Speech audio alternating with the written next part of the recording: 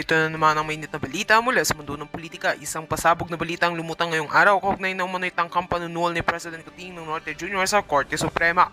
Ayon sa isang ulat na lumabas ngayong linggo, may ilang hindi pinangalan ng opisyal na nagsiwalat ng umano'y lihim na pagkikita at pag-aalok ng mga insensitibo upang impluwensya ng desisyon ng kataas-taasang hukuman sa isang kasong may malawak na epekto sa administrasyon.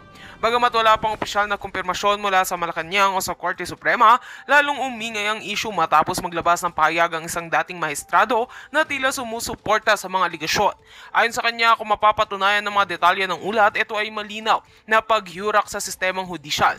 Sa kabila nito, naninindigan ng kampo ni PBBM na ito raw ay bahagi lamang ng isang mas malawak na demolition job laban sa Pangulo. Samantala, mas pinabigat pa umano ang kaso matapos lumabas ang ilang dokumentong nagsasabing may kaugnayan ang naturang tangka sa controversial na disbursement ng pondo para sa mga infrastructure project na sinuspinde ng Korte Suprema. Pinag-iinitan din ngayon ng ilang miyembro ng gabinete na sinasabing sangkot sa mga negosasyon. Sa gitna ng kontrobersiya, nananawagan ng iba't ibang grupo at personalidad ng isang malalim at patas na investigasyon. Ayon sa kanila, walang sinuman kahit ang Pangulo ang dapat mas mataas sa batas. Sa ngayon, nakaantabay ang taong bayan sa magiging tugon ng Korte Suprema at ng mga mambabatas sa umuusbong na eskandalo. Kami po ay magbabalik para sa iba pang maiinit na balita. At yan nga ang mga balita ng ating pagkakatutukan, at kung bago ka pa lamang sa aking channel ay huwag kakalimutang mag-like, share and subscribe para updated ka sa aming mga bagong balita dito sa Tatak Pinas.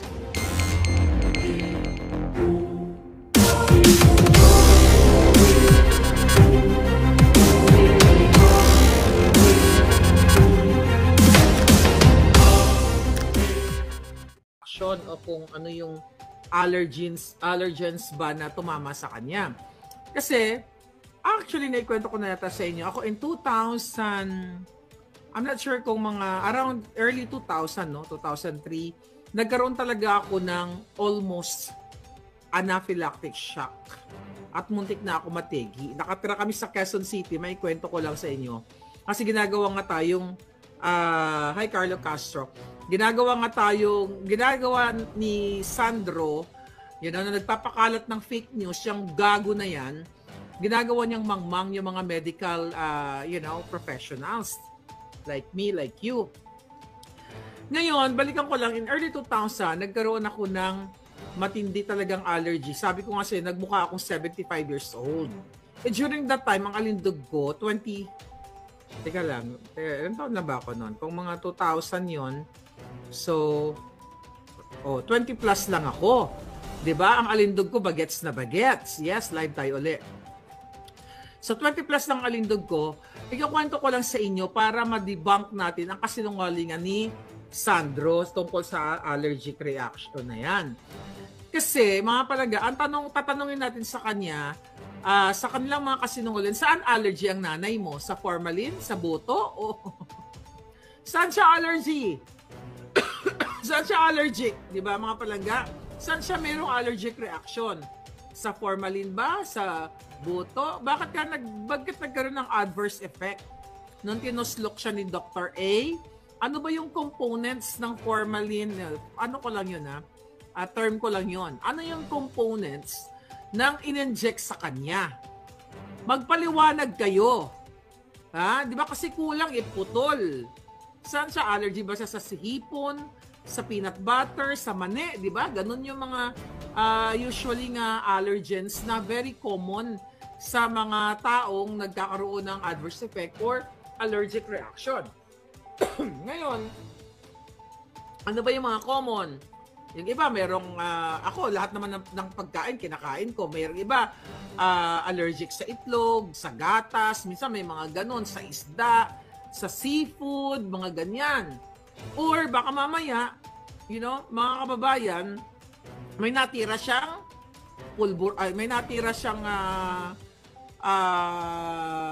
droga or something. Di ba? Pwede siya nakatira, tapos nagkaroon ng adverse effect. Kasi yun ang sabi nila Ayun ang sabi ni Charis, na nagkaroon daw ng adverse effect yung kanyang nanay na, baka nga buto, nagkaroon ng adverse effects. Ngayon, yung sa akin, ikukwento ko lang, tandang-tanda ko, kasi talagang akala ko, ang sabi ng doktor noon, na late na ako ng 15 minutes, ay natsugi na ako. Ay natatandaan ko, EpiPen o epinephrine yung tinarak sa akin. Kasi papunta na ako sa kamatayan eh, di ba? Hindi pa pala ako sinadyang mategi dahil nandiyan kayo, nag-aantay sa akin.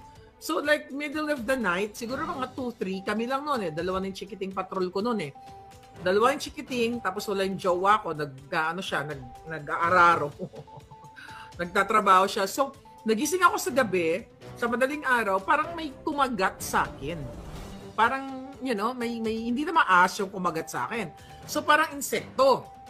So, ngayon, talagang nangati ako ng bonggang-bongga palaga. Sobrang, so yung kumbaga, pinapaliwanag natin sa inyo, saan allergic si Lisa, saan siya may allergic reaction? Sa buto, sa insekto, sa ahas, sa zebra, sa sawa, saan siya? Saan siya merong ganon? Or saan pa ba? Bubuyog. Di ba yung bubuyog, pag kinagat ka, talagang mamumula ka ng bonggang-bongga. Or yung mga langgam na may mga kamandag or something. So yun ang papaliwanag natin. Kaya nga tinatanong ka pag pumunta ka sa doktor, di ba? Meron ka bang latex allergic reaction? Allergic ka ba sa rubber or something? Di ba pag pumunta kayo ng doktor, di ba kung ano-anong mga allergic ka ba may allergic reaction ka ba sa penicillin or any drugs or something? So yan ang tinatanong sa'yo. Katanungin natin si Sandro Sinungaling kung saan mayroong allergic reaction yung kanyang nanay. Kasi sa case ko, yun, insect bites or insect sting, tinusukan ako. So nangati talaga ako ng bonggang-bongga, aray, hindi masakit. Makatol, katol, nagsimula sa heat, sa legs, tama ba? Halos malapit sa ankle. Kati, pati putay ko, ginapangalot ko na pati. Totoo yun ang putay, ang giti, tanan-tanan, ginakalot ko na hanggang sa gano'n. Hanggang sa yung ulo ko, ang kati-kati na ng bonggang-bongga. Tapos parang, pagtingin ko sa salamin, nagbuka akong, at that time, I was like 24, 25, o diba? Batang-bata. Oh my God. Maibabalik ko lang nakaraan. So talagang nangati ako, talagang bulging and everything bulging ang beauty ko. So ngayon, dinawag ko yung mood Raquels ko. Sabi ko, bantayan mo yung mga chikiting. Sabi ko kasi, during that time may bantay pala yung mga bata. Nagpasama pala ako. Nag-tricycle lang kami ng bonggang-bongga. Siyempre, mayaman ako. Tricycle yung service ko, di ba? So pumunta kami dyan sa Quezon City. Okay, Quezon City Hospital. Okay, dyan sa may Bago Bantay. O, di ba? Ininjectan ka agad ako ng epinephrine ng doktor. Kaya, syempre, kasi yung adverse effect na tinatawag mga palangga, pwede ka talagang malagatan ng hininga anytime. At saka yung itsura ni Lisa Tanas, if you talk about adverse effect, yung condition niya, severe yun. Nabanggit pa ni Sandro na severe? Tika lang sandali lang Sabi ng gago niya, tignan natin. Sabi niya ba severe? O, tignan natin. Ba't nawawala na naman to? Oh, wow. Tama mo? Ba't nawala yung mga message ko? Oh my gosh. Ito talagang problema. Kaon lang natin to dito pala sa kabilang phone. Dahil hirap kasi ng maraming signal. Ay maraming telepono. Okay, tignan natin. Pakinggan natin kung sinabi niyang severe. The First Lady woke up this morning. She had a very adverse reaction. Severe. Okay. So anyway, di ba? So, based sa statement niya, malala. So kung meron siyang malala, mga palangga, hindi malala na adverse effect na sinasabi niya o na allergic reaction, dapat wala siya dun sa event na yun. Kasi bulging na yung pagmumukha niya yung mata niya and everything. So yan ay delikado na yun, mga palangga, at pwede siyang mategi. Life-threatening yun. Kaya nga, di ba ako, sabi ng doktor, sabi niya kung na-late ka lang ng 15 minutes, sabi niya, tegi ka na. Buti na lang, during that time, di ba, that was early, wala pa akong idea sa nursing, di pa ako nag-aaral nung time na yon. So, kung 2000, siguro mga 2002, 2003. So anyway, mga kababayan, tandang-tanda ko ang sinabi sa akin ng doktor, buti pumunta ka dahil kung na-late ka lang ng 15 minutes, tegi ka na. Pero kay Lisa Tanas, para siyang binugbog. Sabi nga niya, sabi nga ni Sandro, parang nakipagbubugan siya kay Pacquiao, di ba? Oh, bakit nandoon pa siya nag-party-party? Ibig sabihin, tanga yung mga doktor, yung mga nakapaligid sa inyo, yung Malacanang sa mga doktor sa Malacanang, yung mga nurses ninyo na binabayaran, ibig sabihin walang alam na life-threatening condition ang nangyayari sa nanay mo kung meron siyang allergic reaction to whatever, to boto, to formalin, to bee sting, or insekto, or chemical, or whatever, food and everything, airborne, whatsoever. Ginagawa niyong mangmang. Kaya ngayon gusto niyong i-regulate ang social media, katulad sa akin, yung ngangabes ko.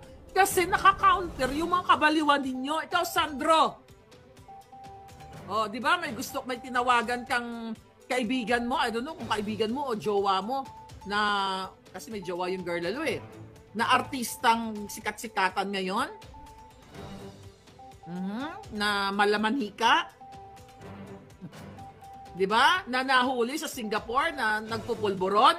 Manahimik ka nga, Jutang Ginemes ka. Ayun ang natin pangalanan yung mukhang manika. Kasi nga, you know, wala namang kanalaman sa politika. Pero di ba, tangina mo, gago kasi nungaling ka, sasabi mo may adverse effect ang nanay mo. Yung tinawagan mo sa Singapore, gusto mong areglohin yung mukhang manika mong kaibigan.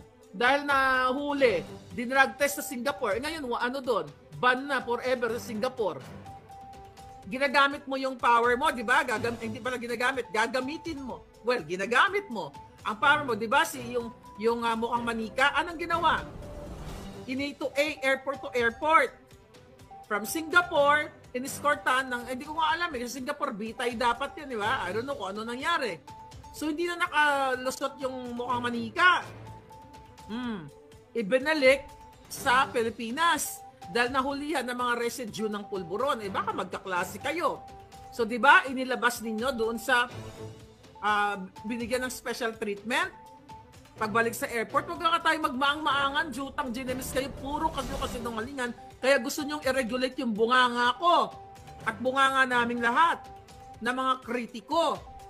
May regulation na nga, may community standards na nga itong mga Facebook, YouTube, itong mga social media platform. Kasi nakikita ninyo na naka-counter kayo sa inyong mga kasinungalingan. Allergic reaction, nagabiga-biga pa ang nanay mo sa mga event? Ibig sabihin, wala kayong kwentang lahat? Hayaan nyo yung nanay nyong mamamaga na anytime pwedeng mategi. Pero kasi hindi naman totoo na nagkaroon ng allergic reaction. Any doctors can testify or nurses na may idea na ang allergic reaction ay deadly or life-threatening situation. Dahil nangyari yan mismo sa akin, julul. Oh, wag kang magpakalat ng fake news, lalo na mangmang ka pagdating sa medical na usapin. Wala kang alam. Siguro, pinid ka lang, sabihin mo na lang, may adverse effect, ganun-ganun, para sinuntok ni Pacquiao. Yung ganong itsura, ganong appearance ng nanay mong smuggler, kidnapper, kung totoong may allergic reaction yun, baka tumumba yun doon. Di ang tuwa ko lang. Di ba? Ang saya-saya ko lang. Tumumba yung nanay mo, smuggler, kidnapper, kawatan, tsoktsakera, may pa-crush-crush pa kay John Vic. John Vic, patulan mo ba ang giti niya na Koreanot? Ay, ewan ko sa'yo. Sayang naman yung pulidong-pulidong, pulidong-pulidong retokadong kepay. Kung matino kayong mga walang hiya kayo, kung totoo na sinasabi ninyo, hindi ba dapat pinahingan nyo yung nanay nyong sa hangol-hangol sa buto, gusto mag-yop-yop? Ay, nako. Gusto gid niya magyop-yop sa buto, hangol-hangol, tanay ipapahuway ninyo. Mga linti ka mo? Di ponggol. Nanay mo, dalok-dalok sa buto, daw gusto gid permi magyop-yop. Tignan mo. Kasi mga palangga, yung manifestations o yung ipinapakitang yung appearance ng kanyang pagmumuka na namamaga dito, namamaga ganyan, di ba? Patso niya, namamaga lahat. Pwede kang mamatay anytime. At yan, ano yun talaga, dangerous situation yun. Kasi nga, di ba sabi ko kanina sa vlog natin, pwede mag-constrict, i-block yung iyong hininga. Patay na si Liza. Hindi na makakabot sa, hindi na siya makayup-yup sa boto, di ba? Kaluoy man. Kasi maapektuhan talaga yung breathing ano mo nun. Yung paghinga mo. Oh, ano pinagsasabi mong severe reaction kadyutahan?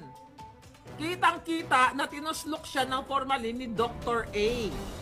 Kaya wag kang yung magsisinungaling. Jutang ginemis kayo, kaya gusto nyo kaming i-regulate dahil na nakaka-counter yung mga kasinungalingan ninyo. Mabilis po yan ang allergic reaction na yan. Alam nyo yan, baka maaari iba sa inyo dito nakaranas, di ba? Kaya ako, tinulsok kaagad ako ng ballpen. Di ba? Ng EpiPen. Gagaguhin tayo ng mga to. Kung walang social media, patuloy tayong gagawing mangmang ng mga hinayupak na ito. Kaya nga galit na galit sila sa atin ngayon kasi mga kababayan, nasusupla natin yung kanilang mga kasinungalingan. Kaya nga ako sa totoo lang, when I travel, lagi ako may Benadryl, lagi ako may antihistamine. Kasi nagkakaroon ako ng, wala akong allergic reaction sa food kasi lahat kinakain ko eh. But there are times na may kinakain ako na nangangati ako. I don't know, hindi ko siya wala din ako allergic reaction sa mga gamot. But anyway, hindi pa naman ako nagagamot sa buhay ko. I'm so freaking healthy, 100%. Never pa ako na-confine sa hospital na, nakaratay talaga for this reason, So, well, wala akong alam na mayroon akong allergic reaction sa kung ano man mga gamot. Pero ako talaga, yung nakagat ako ng anaconda. Si Lisa yata yung kumagat sa akin eh. Anyway, mga palangga. So the reason why, okay, may paparinig tayo ngayon sa inyo. Yeah? Sino nagkaroon ng before ini-inject ang gamot, may skin test muna like antibiotic, Jake Anderson? Exactly! Yes, may skin test. Good for reminding me. So ang question, saan nga nagkaroon ng allergic reaction si Lisa Tanas? Sa buto ba? Sa formalin ba? Sa sinaksak ba ni Dr. A sa kanya? Dahil gusto niya magpa-cute kay John Vic dahil crush niya? Oh. No, nurse din si Jake Anderson. Thank you, Palangga. So yung sinasabi natin, tapos ngayon, ginagago kayo. Kasi ngayon, kakapanood ko lang yung lukarit nilang spokesperson dyan sa Malacanang, wala silang ibang topic, Duterte, slide ng Duterte, at tayo na naman ang target nila na talagang pag-aaralan daw ng Kongreso na i-regulate ng gobyerno ni Bangag na i-regulate ang social media para daw hindi tayo magpapakalat ng fake news. Ngayon, mga kababayan, itong mga vloggers, tina-target nila at hindi lang po vloggers na kritiko ni Bangag ang dapat i-regulate kung gusto nilang i-regulate. Pero wala silang karapatang i-regulate yan. The purpose of that regulation is censorship. Ang daming mga vloggers na kumikita like yung mga entertainment vloggers na ang ginagawa nila puro kasinungalingan. Nagpo-promote ng mga pampabeauty and everything ng iba dyan, hindi naman license. At iba nakakapinsala ng kanilang pagmumukha. Diba? Yung ang dami ngayon, nagbibenta-benta ng mga nagbibenta-benta, trollbuster ng mga, I don't know, yung mga nagbibenta ng mga, kung ano mga papabeauty. Halos lahat nagbibenta ng papabeauty.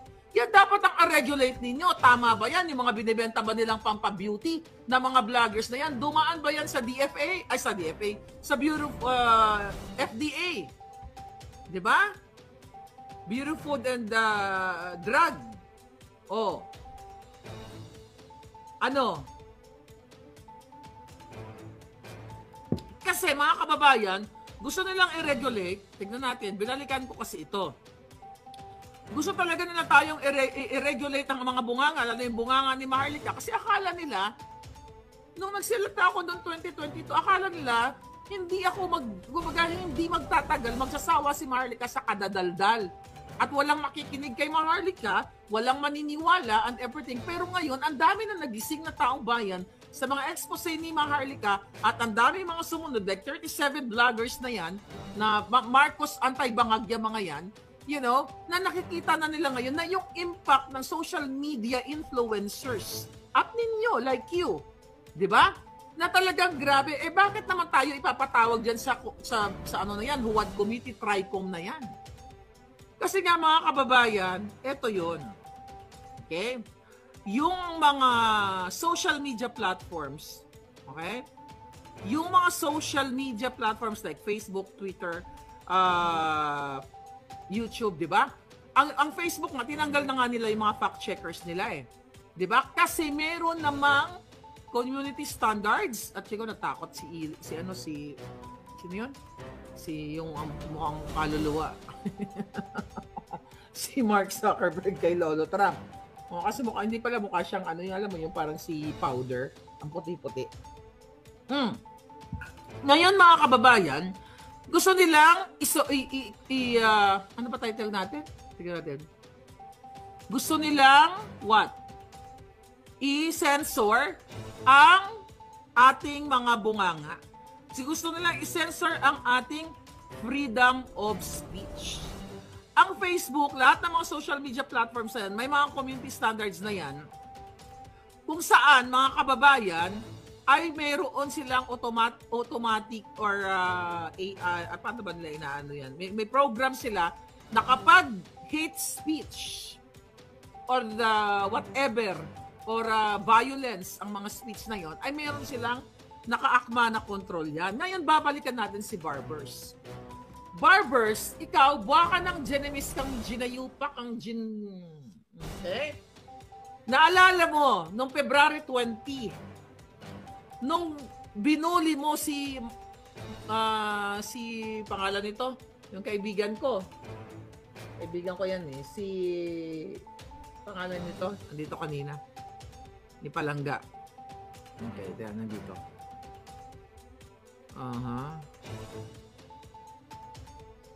Sandali lang, tignan ko, si-nurse natin to. Si Mark Lopez, okay? Si Mark Lopez, okay, Barbers, tignan natin to, search natin. Kanina naka-ready, ba't nawawala pag pag sini-search natin. Okay, noong February 19, nung nagkaroon ng hearing, di ba, ano ang sabi? May post si Mark. Ang sabi ni Mark, Barbers is one of the most stupid congressman. Pinaka-Shonga Bells. Opinion niya yun eh. Pag sinabi kong gunggong ka. Yun ang pakiramdam ko, the way I listen to you, the way ka magsalta, gunggong ka o stupido ka. Ngayon, kukontrolin mo ako. Anong sabi ni Barbers kay Mark Anthony Lopez? Bakla ka pala eh. Derogatory yun. Yan ang pinagbabawal ng Facebook, ng YouTube na merong diin kasi inaatake mo ang gender ng isang tao. Tapos sabi pa ni Barbers, fuck yan. Ito pakinggan natin. Sabi niya, itong eksakto niya, sinulat ko. Sabi niya, bakla ka pala eh. Fuck din yan. Sabi niya, I'm just stating the facts. Sana nga pailan ni Mark to ng kaso si Barbers eh. O yung mga ibang mga vloggers san Palangga. Paano naging fact na jokla si Mark? Dahil sinabi lang ni Mark Lopez na gunggong ka, ay na stupido ka, Barbers, sabi mong bakla, tapos nilagay mo you're stating the facts. Saan? Anong patunay mo na pokla siya? Sinopsop niya ba ang boto mo? Di, sinungaling ka. Ito yung derogatory na tinatawag. Pero kay Lisa Tanas, wala nang epekto yung mga derogatory, yung mga torjak natin sa kanya. Dahil kitang-kita naman yung itsura ni Lisa Tanas, talagang yun ang sabi ko nga, nilagpasan pa si Satanas. Ngayon, ito to. Pakinggan natin to. Mark Anthony Lopez, posted, sabi niya, aside from Duke Frasco, the Congressman Duke Frasco is our Deputy Speaker, Chris Barbers is also one of the most stupid congressman ever. Fuck yan, sabi niya. Bakla ka pala eh. Di ba? Pikon! Din yan. Di ba? Ngayon, stupid ka din, no? Sorry, no, I'm just stating a fact. I'm just stating a fact daw. Mr. Chair, no? Fuck. Pakunta ka eh. That's the way they do things eh. That's the way they do things. Pikon na pikon.